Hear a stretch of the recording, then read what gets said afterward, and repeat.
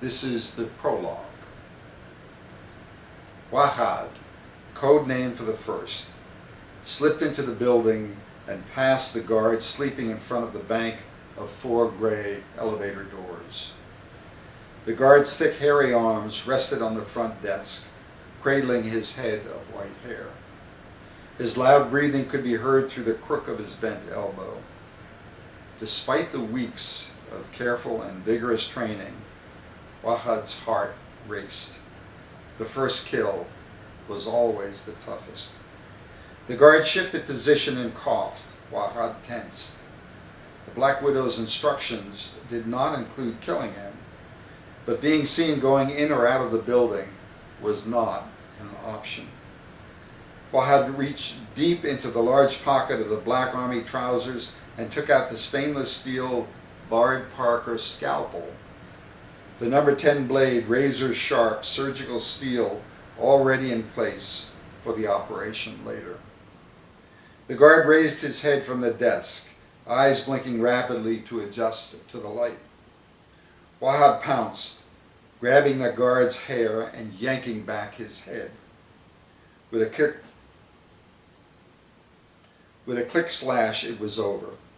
Messy, but finished.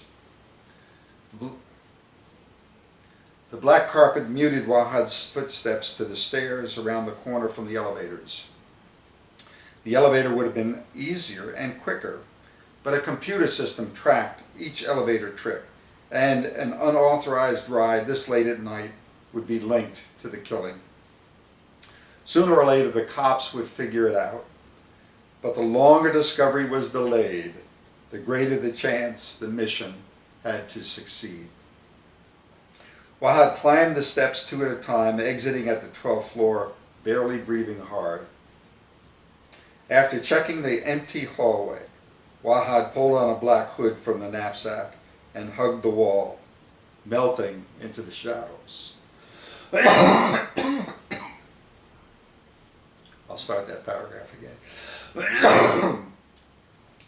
Wahad climbed the stairs 2 at a time, exiting at the 12th floor, barely breathing hard. After checking the empty hallway, Wahad... I'll start that paragraph one more time. Wahad climbed the stairs 2 at a time, exiting at the 12th floor, barely breathing hard. After checking the empty hallway, Wahad pulled on a black hood from the knapsack and hugged the wall, melting into the shadows.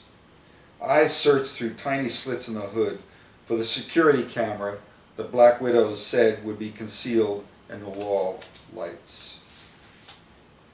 As the camera made its 30-second circular sweep, there was plenty of time to cover the probing lens with masking tape. Wahad unfolded the floor plan and quickly walked to the corner office, the only one with light spilling from the window in the top half of the door. Inside, Karen Driver hunched over her computer, her back to the door. The black figure crouched, sitting back on the Nike heels, set the black Wahad unfolded the floor plan and walked quickly to the corner office, the only one with light spilling from the window in the top half of the door. Inside, Karen Driver hunched over her computer, her back to the door. The black figure crouched, sitting back on the Nike heels, set the black knapsack onto the rug and took out the .38 handgun. After screwing the specially designed silencer onto the end of the barrel, Wahad stood, body slightly angled, knees flexed, and tried the door handle. Karen stopped typing at the rattling, and Wahad ducked out of sight before she swiveled around. She rose and went to the door, opened it, and peered outside. "Anybody there?" she called, peeking into the dark hall. Seeing no one, she shrugged and returned to her computer. Wahad moved back into position and aimed at Karen through the window rather than risk opening the door again. Charging into the room would certainly make her spin around and likely force a chest shot, which was unacceptable. She had to die by a headshot, clean. Right arm extended, Wahad grabbed